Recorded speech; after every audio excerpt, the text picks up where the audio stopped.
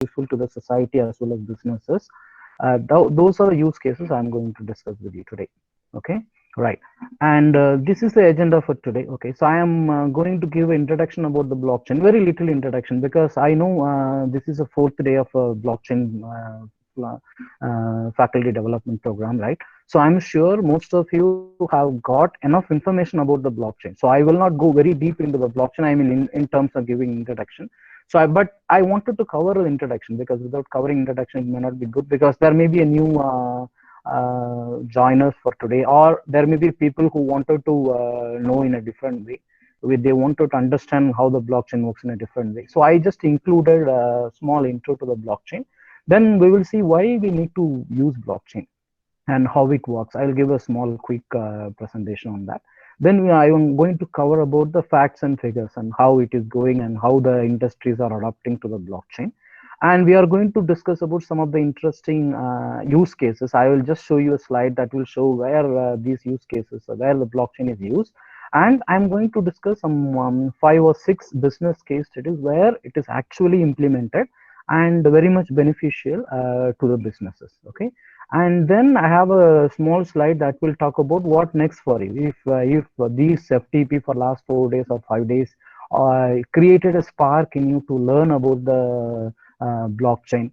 Okay, you may be in any stage, maybe a beginner or already researcher or whatever stage. So I have dedicated one slide for these people to take how they can take the next step in this journey. Okay, in this blockchain learning curve or learning journey. Okay, so that is the agenda for me today. Right.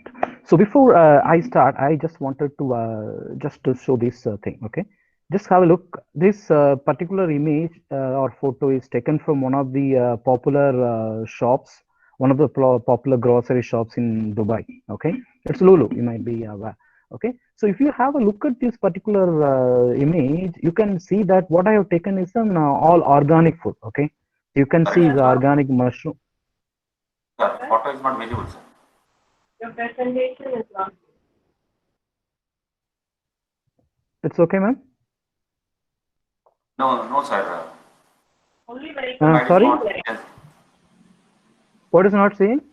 Sir, first slide is displaying you means welcome screen is presenting. The next slide is not appearing actually. Okay, okay, got it. 1 minute, give me a minute. Okay, so that's why okay, fine, I got it. I got why. So let me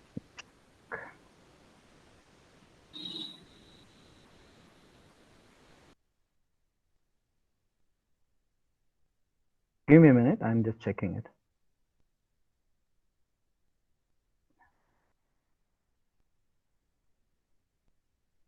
Let me share my entire screen so that it will be easy for you. Okay.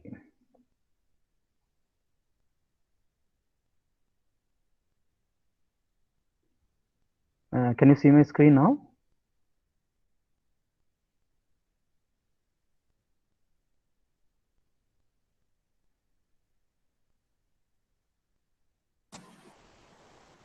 Can you see my screen now? Yes, Yeah, sir. so visible, sir. Yes, sir. Yes, sir. Now it's good. Okay. Yes, sir. Okay. Okay. Sorry for that. Sorry for that. Because I didn't share my entire screen.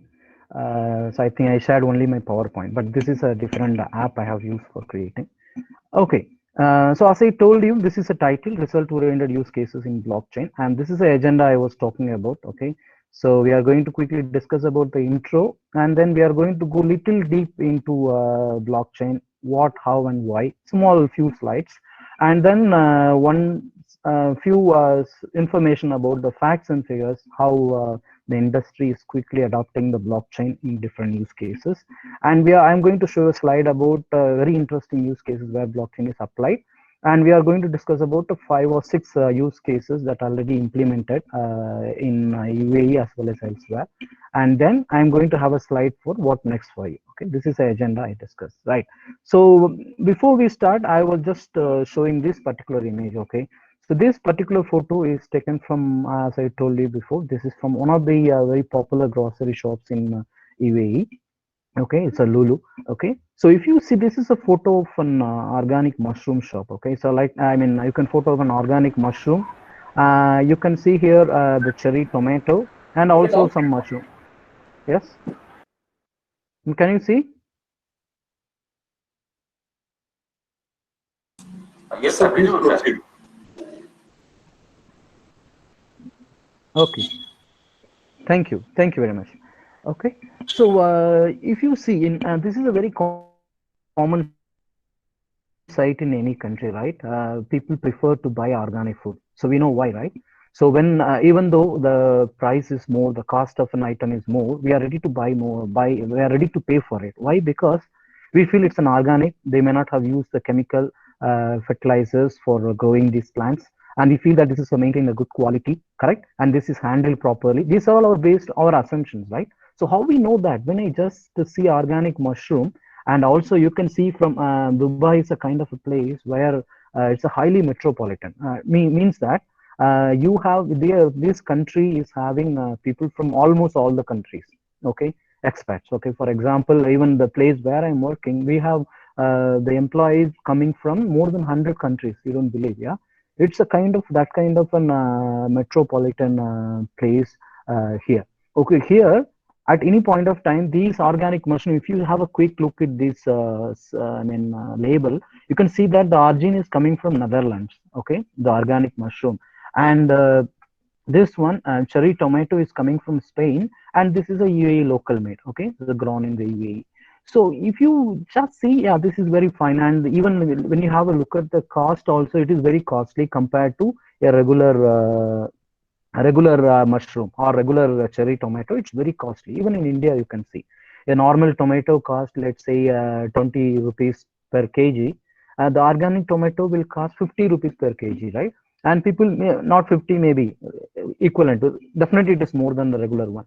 So why it is so high? Because we feel that it is an organic, right? Because it is an they have used the natural fertilizers for this, right? So that is the one.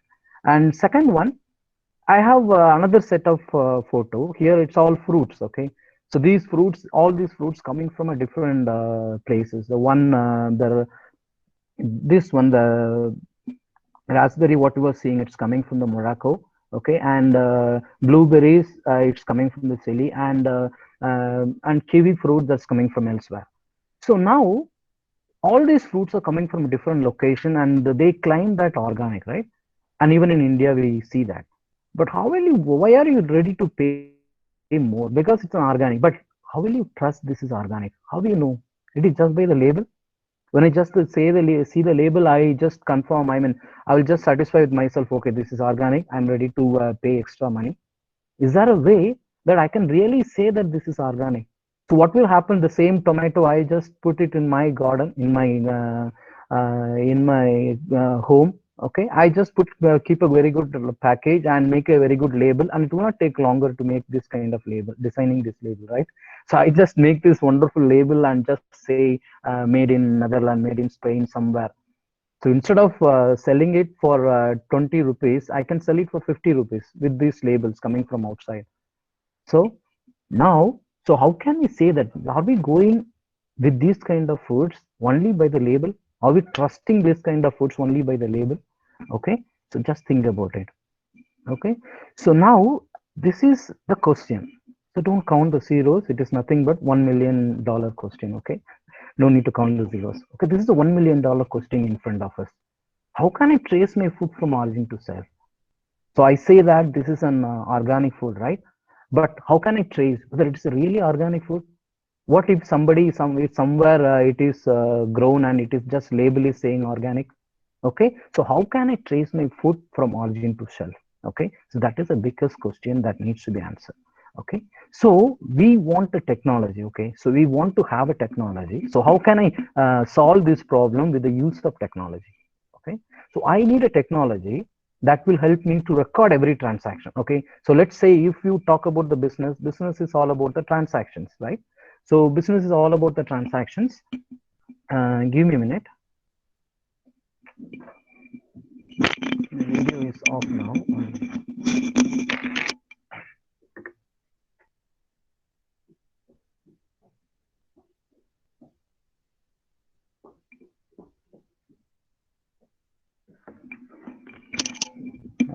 Sorry for that. My video is still available. Can you see my videos? No, right? No, sir. No, sir. Okay, fine, excellent. So we need a technology. Okay, we need a technology that will help us to record every transaction. As I told you, the business is all about the transactions, all about the stakeholders, right? So when we are doing the business, it is not about only the, let's say, for example, I am selling vegetables. Okay, I am selling vegetable in my grocery shop. It's all about you, and it's not all about the transaction between the customer, you, and me. Okay. So by, if you just have a bigger look, there is a lot of people associate this, right? There are farmers, there are distributors, there are suppliers, there are transporters. There are so many people involved in all this business transaction. Okay. So now I want a technology that should help me to record all these transactions. When the good is moved from one place to another, and on its path, on its journey, where what are the things, what are the, is there a state change, what are the things happened throughout this stage from origin to the end. So I want to keep record of every transaction. I need a technology for that one. Second one, how can I possibly connect this information together? As you know, business is very critical. There are many competitors, and all the businesses wants to secure their data. So you just say you want to record all the transaction, but what is the way that you can ensure that these transactions are secure? Is there a way these transactions are secure? Yeah. So I want to have a technology at the same time my transactions are recorded. At the same time, I want each and every transaction should be connected together and it should be highly secure. I want the technology like that. And also, I want all the stakeholders to access the necessary information. I cannot say they have to access all the transaction, but I'm saying that the technology should allow the stakeholders involved in my business to access the required information. So is there a way?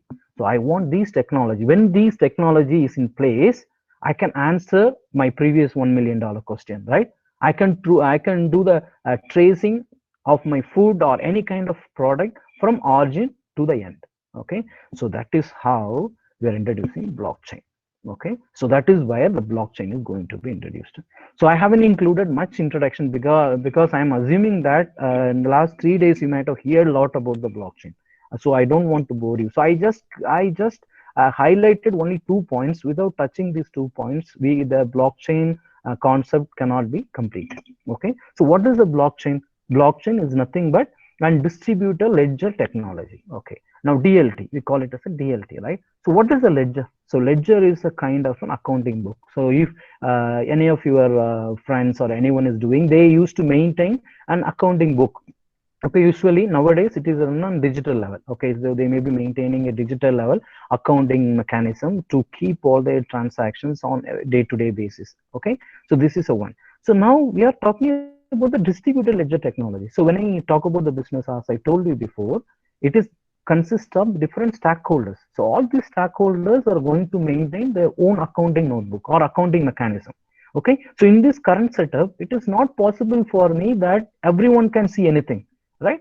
So if I just I don't, if I even I am the owner of the grocery shop, okay, so I don't have access to distributors ledger notebook to know how it gone, what kind of, what temperature they maintain my mushrooms, okay, or my meat items. Okay, I don't know where it is coming from, who is the farmer, what kind of food they have given for these meat, okay, when they're growing up. I don't know all this information, because even though the stakeholders are maintaining these informations on their own, as a business owner, I don't have access to all this information. Okay, then blockchain, we are going to introduce blockchain where it is a distributed ledger technology. Okay, so the ledger is available now, the transactions are available. The only difference is now this ledger is a common ledger for everyone. Everyone can access this, everyone can see whatever the information. If there is a transaction, whatever the information visible for one stakeholder is the same for all other stakeholders. Okay, so that is what the distributed ledger technology. Of course, there are terms and conditions, or there are ways to protect the data. It is not that we can give all the stakeholders will share all the information. No, it is a kind of a consensus between the stakeholders to share what is really required for the business, right? So now another thing that is about DLT. You should know, when we talk about the blockchain, we should know what is the DLT. Second one, So very popular is called smart contract. So you should know what is a smart contract. Okay, the smart contract is nothing but an agreement between the stakeholders. Let's take it like that. Okay, so for example, if I am going to sell my car to you, okay, so let's say I have an 2019 model car, any brand of car, okay, I want to sell it, and I say that this is 3 lakhs, for example.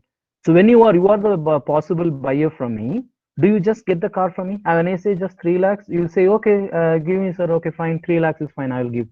Or you will say, before I pay, I wanted to check this, okay, I wanted to know that whether it is properly maintained for last 3 years, okay, whether the brakes are working fine, whether the engine is good. So you put all these conditions, right? When all these conditions are met, then I am ready to pay 3 lakhs to you, right? So that is called the business logic, right? So when this business has to happen between you and me, these conditions should be satisfied, okay. So now if we want to make this digitally, okay, that is where the smart contract is all about. Okay, so I will write a program, and I will on in terms of like before the buying a car from me, I will put the condition, okay, like the car should be maintained for last 3 years properly, it should have these. I'll put all the condition, I'll create a program, and when I answer all these questions, yes, okay, the logic is approved, then you can go ahead and buy the car. You got it? So smart contract is nothing but a digital program, or you can see a small code that will check the business logic before any transaction, before any asset move from one state to another, from my ownership to the next someone else ownership, right? The smart contract is a kind of a small program or a code that will check this business logic. Fine. So these two concepts are very, very important. You should know about this, right? So I wanted to discuss about the 4 pillars of blockchain. Okay, so I wanted to discuss about the 4 pillars of blockchain. This is also very important. When we talk about the blockchain, you should know about these 4 pillars. Okay, the first one is a consensus. I am going from the middle one. What is a consensus? Okay, so as I told you before, in any business, the agreement between all the stakeholders is very important to run the business. Correct? See, for example, many stakeholders are there. If any one of the stakeholders say that no, I am not interested, I am not agreeing this kind of terms and conditions from you, I cannot buy. So he cannot be the consumer. I cannot be the part of this business stakeholder, right? So the consensus is something like the agreement between all the stakeholders. Okay, all the stakeholders should accept. Okay, I am ready to share this information. I am ready to show this transaction to everyone, right? So that is a very, very important pillar. One of the important pillars of blockchain consensus, that everyone should agree. Everyone want to have these information to be shared, these transactions should be approved in this way, and all that. That is called a consensus. Okay, next one is immutable. Okay, so for example, in a blockchain, so in a very normal, you can think of a normal database. You can now think, okay, transaction is basically we are going to record a set of transactions. So what is the difference between a traditional database and a blockchain? How it is different? Okay, in a traditional database, for example, you applied for Aadhaar, right? So Aadhaar is applied, and this information is now stored in a database somewhere. Okay, in a government server somewhere, it is saved. In Aadhaar server, it is saved. In government national identity server, it is saved. The information is saved. Okay, so tomorrow, let's say I change my address or I change my phone number. Okay, so what will happen? So anyone have access to this Aadhaar server, they will just go and update the server, or they just execute the query, update my name, where my phone number, old number is this, and update to new number. Execute the query, simple, right? That's it, right? So now what will happen in a database? It is possible that you can change everything without any trace, correct? So auditing is there, that is secondary. But many of the database, natural, the actual way how the database works, it is still allowed that anyone can change the data without any trace. I can delete the data. I can do anything I want in the data. There is no trace that who did what. Okay, so that is where the blockchain, it is immutable, which means the transactions once entered into the blockchain is there always. That it's not immutable. You cannot change the data. You cannot do anything, but you can add a new transaction. You cannot delete the transaction, but you can add a new transaction.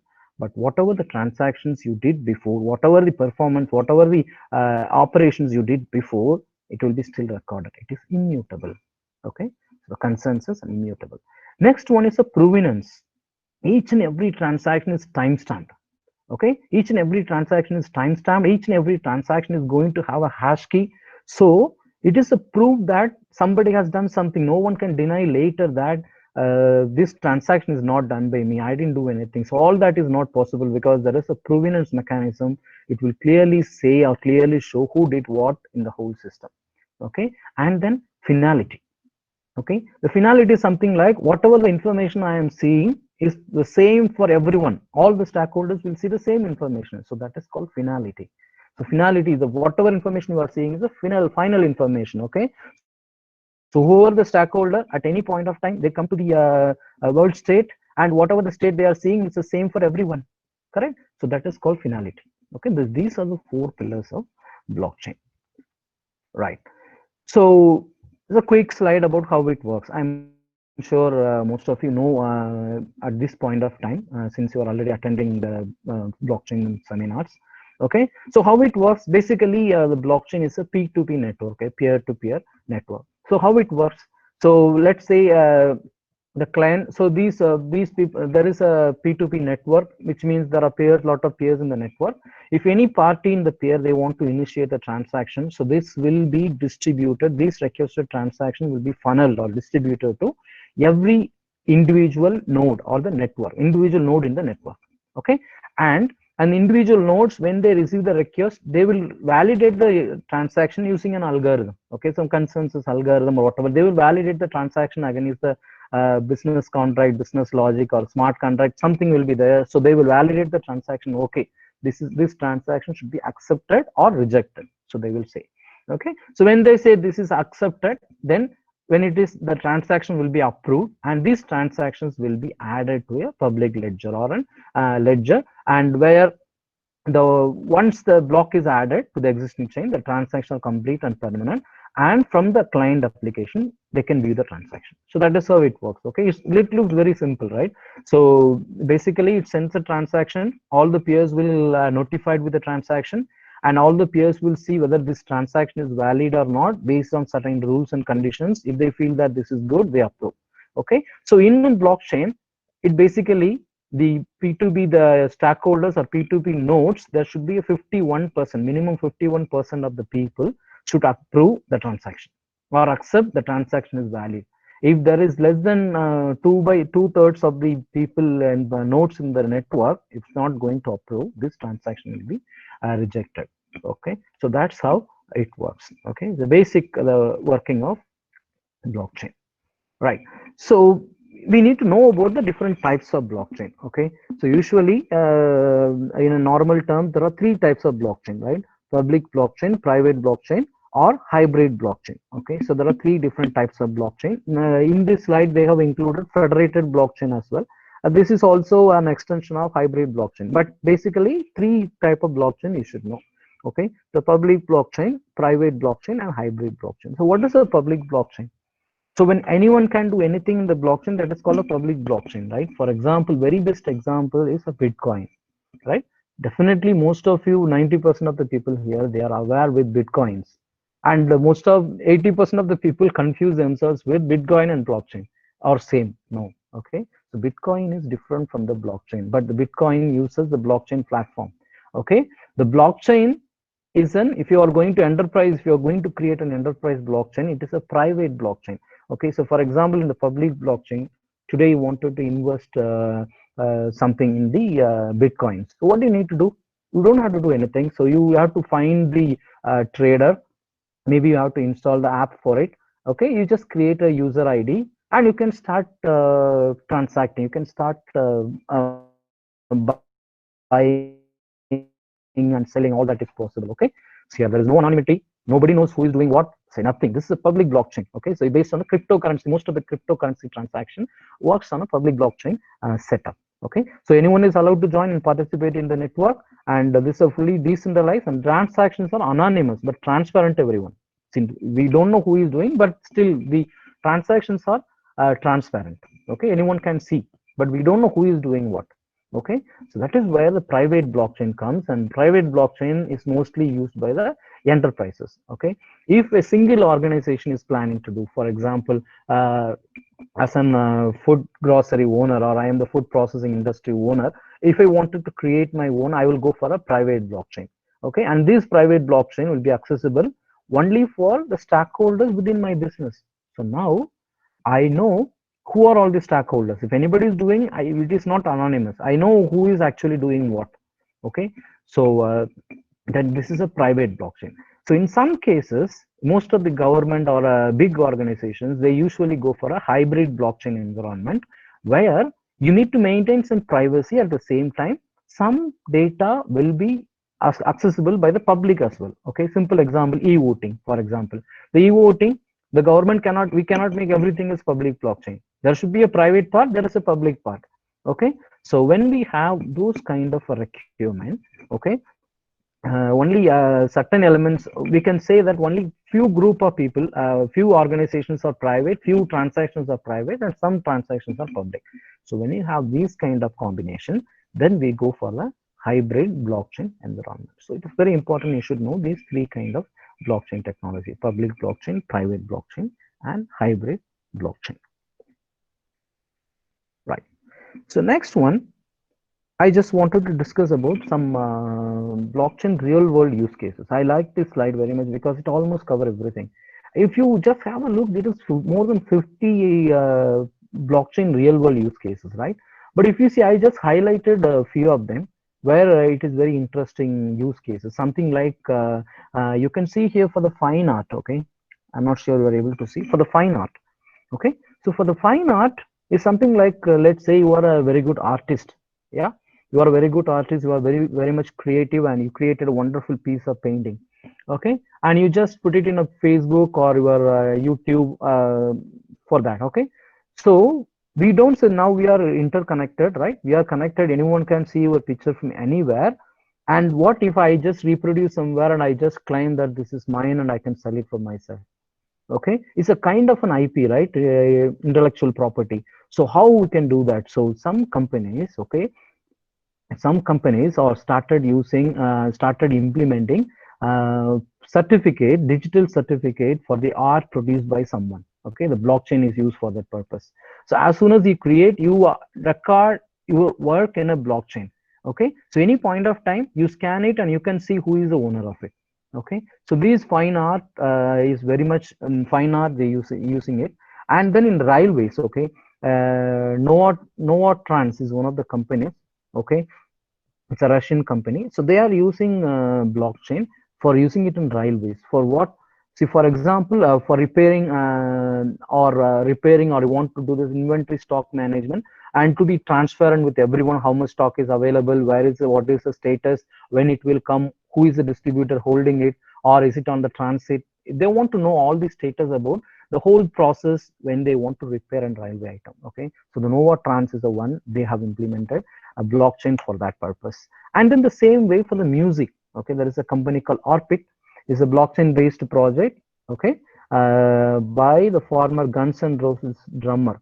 Okay, so he basically, for all their creative efforts, when they create a new album, when they create a new music or something, they immediately put it into the blockchain network so that no one can later claim that that work belongs to someone. Okay, so very interesting. And another one, it is used in fishing, right? So as you know, how the border fight is very common across sea borders, is common across fisheries, right? We know that we hear a lot of news about when our fishers go into another neighbor's seashore or a sea border, they are being kidnapped or what. We see so many things because this fishing is very important. Where when the fishers they climb, okay, so they climb, the fishers is having their own geographical landmark or notation, right? So these for fishing they use blockchain environment. Okay, so whenever immediately the fish they climb, immediately it came into the blockchain environment, so that the later someone cannot claim that this fish is coming from another place. So another one is for identification, voter identification, okay, or voter registration. So Uport is one of the companies, they are doing this. So this is this is a Switzerland based company, and they are using this for voter registration. So nowadays, now in India and many places, we are actually maybe using an app we are doing, or the people coming door to door and asking for details, and they are registering. So using UPort, these transactions are permanent. As I said, even for the Aadhaar, they may use this one later. Okay, I guess. And even think about the national ID card, the recent initiative the Prime Minister is saying about. Maybe they will be using some kind of a blockchain for that purpose, where they can track and they can put all this information easily in the blockchain. It is easy to maintain and all that purpose. Okay, so there are more than that. There are so many other blockchain use cases, and this diamonds. Okay, DBS is one of the very popular diamond company. They are using it, and for the waste management, and for the advertising, real estate, shipping. There are so many use cases available for blockchain. So now what I'm going to do is I'm going to talk about some of the facts and figures.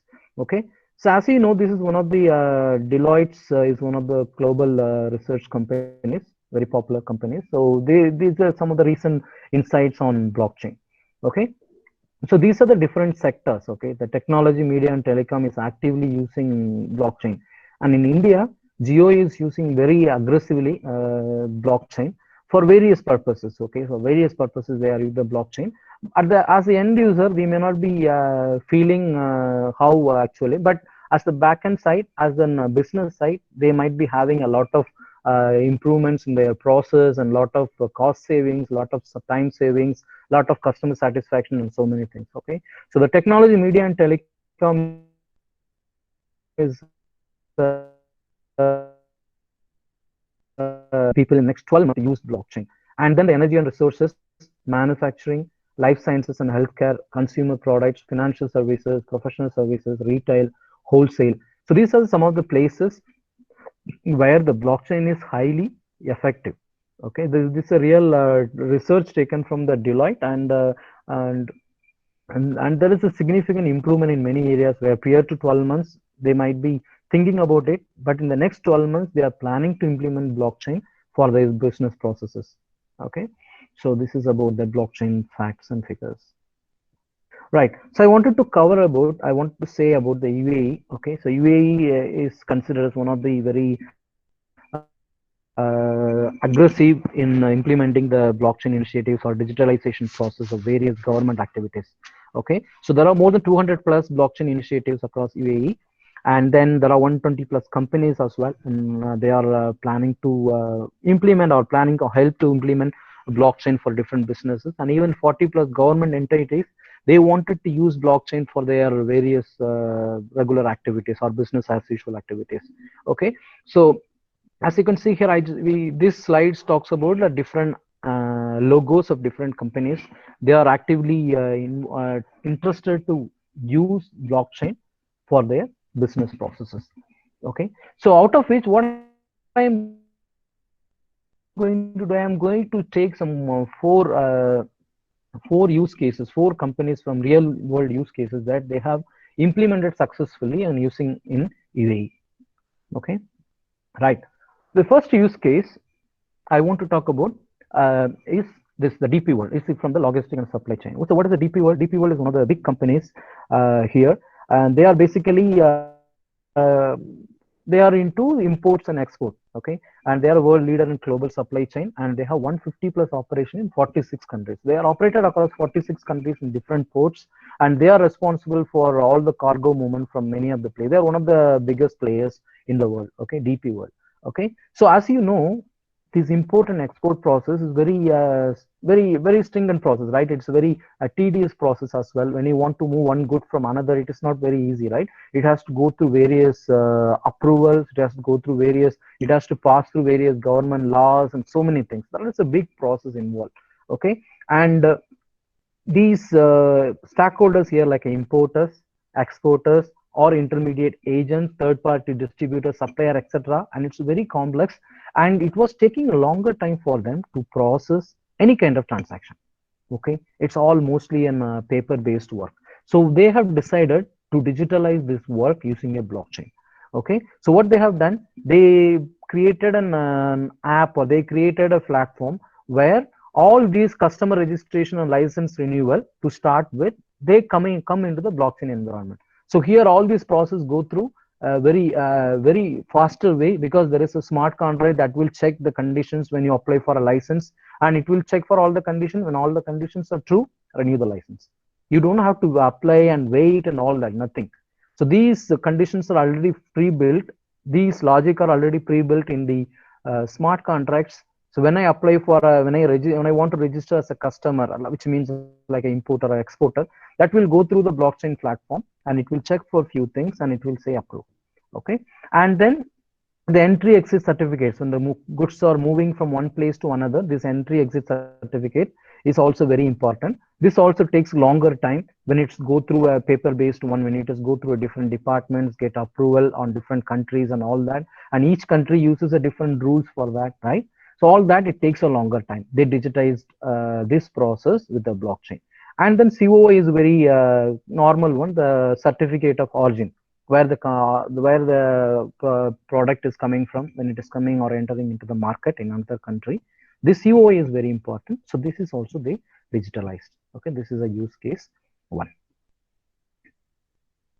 And second use case, you might be familiar with this particular airlines, or Emirates Airlines. Okay, Emirates Airlines is one of the largest international airlines in the world. So as you know, Dubai or UAE is like a kind of a hub for many countries to connect. Okay, for example, if you want to cover the Europe region, you can go from here. The most of the flights come into the UAE, then it connects to Europe.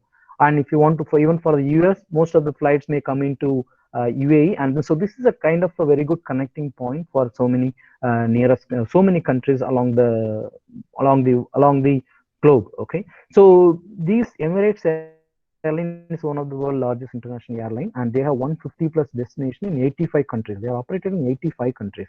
It's very interesting, right? So as you know, when they are operating in 85 countries and they are flying to 150 plus destination, you can think of the size of the customers they have, right? There are the size of the business they are running. So for them, they have used the managing the various stockholders mainly for the skywards. Okay, so when you use the flights, normally it comes with the points, right? The customer royalty points, or customer loyalty points, right? So these loyalty points, they use as skywards.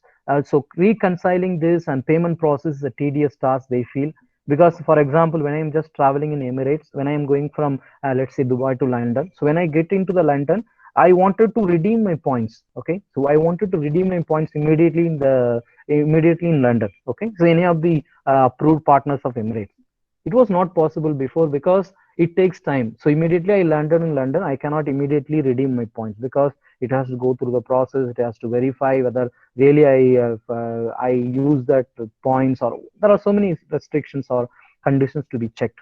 It's a very time consuming for the customers, as well as the reconciliation is long for the partners and all that. So what they have done, the solution is, they have created a blockchain based loyalty and rewards platform called Loyal.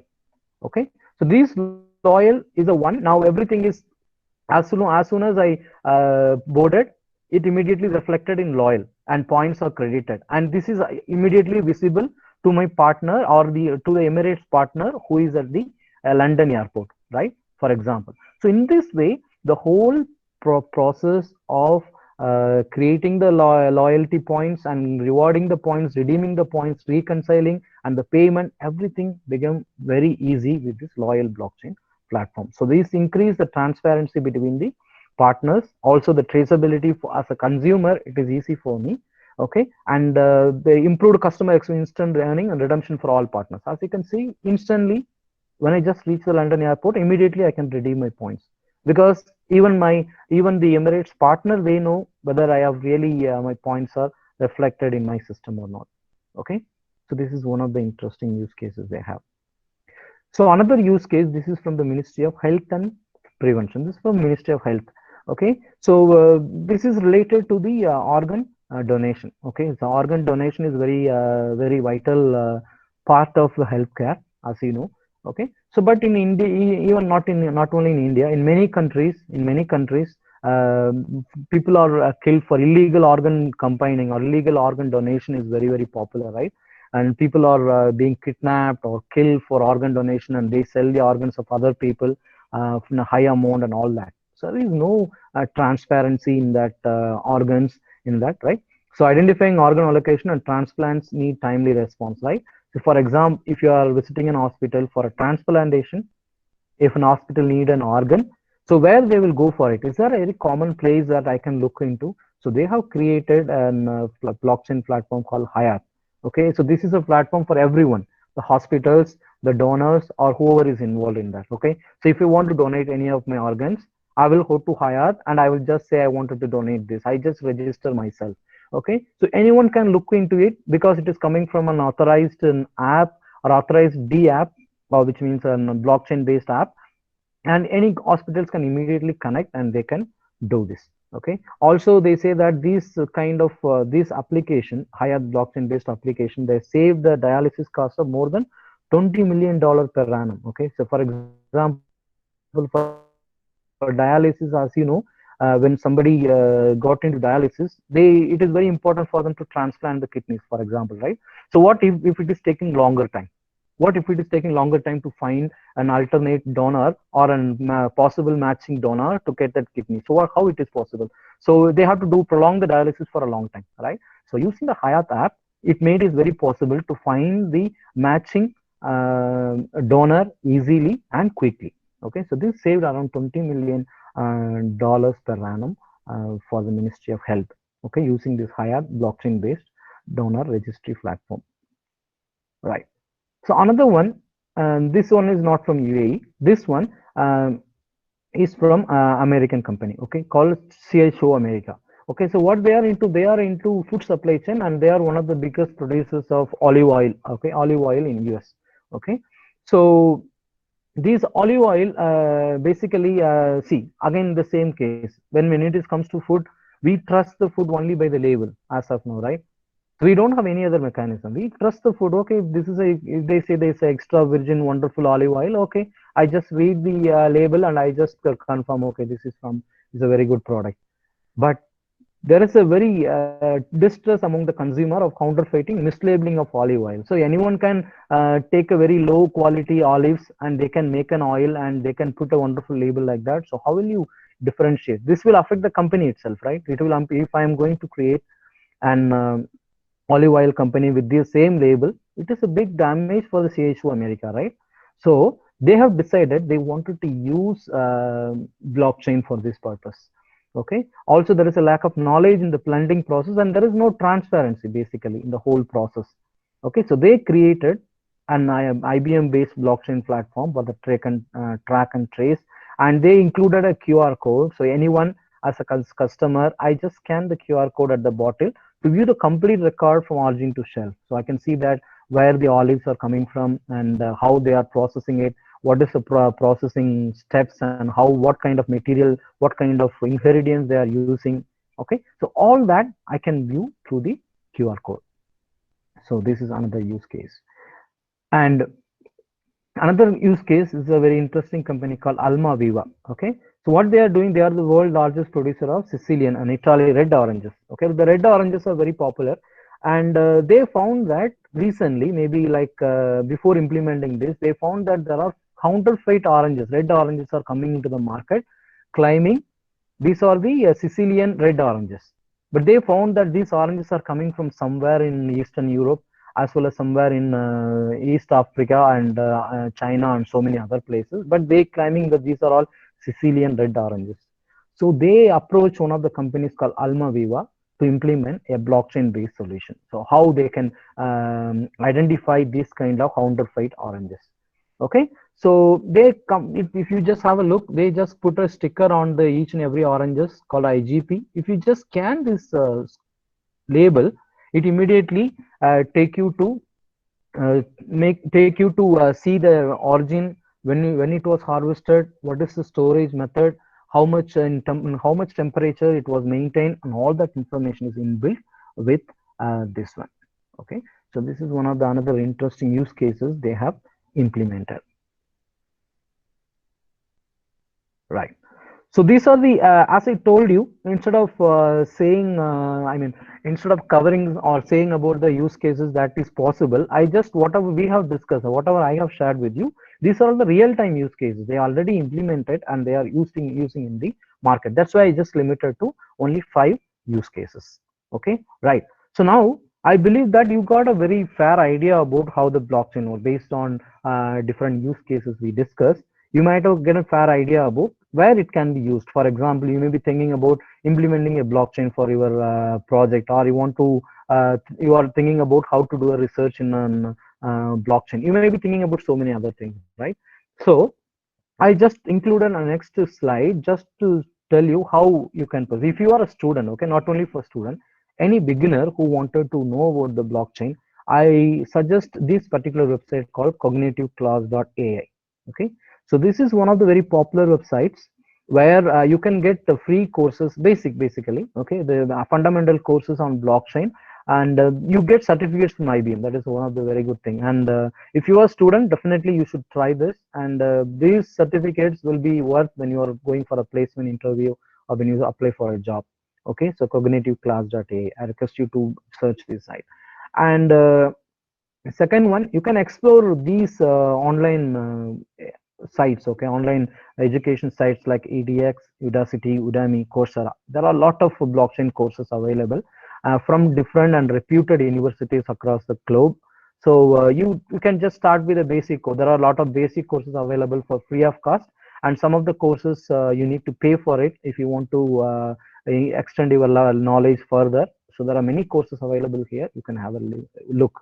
Okay, and if anyone, if you are in a master's, let's say, or if you are in a bachelor's degree and you wanted to extend your interest in the blockchain, so what you can do is you can plan your higher studies in blockchain based specialization or any kind of related digitalization thing, right? So like for example, there are many universities across the globe, they offer masters in blockchain and related cryptocurrency related things. Okay, so you can think about it. Or if you are going for a PhD, you can think about doing select a particular area of blockchain research area, and you can work on it and to get your PhD degree. It's one thing. And for the faculties, I would suggest the best way to learn is giving the capstone project in the blockchain. Okay, so for example, if you have a team of students, they are going to do a project, just at least 1 or 2 groups, you guide them on a blockchain. This in this way, it is a very good opportunity for the faculty to learn about the blockchain and also for the students to explore themselves. Okay, I'm sure that this particular generation we can learn more from them. Okay, instead when we start looking into, we may not, we will look into different angle, right? When I want to try a study about, when I want to search about the blockchain, based on my experience and thing, I look in a different way. Whereas the younger generation, they will look in a different way, completely different way, opposite way. And I'm sure that when you are going to guide a capstone project for your group of students, this is an immense opportunity that you are going to learn a lot of things from them. Okay, as well as they are going to learn from you. So these are some of my advice or suggestions if you want to take your next step in extending this blockchain knowledge. Okay, right. So I just stop here, and I just leave it for the question and answer session. So if you have any questions, you can ask me.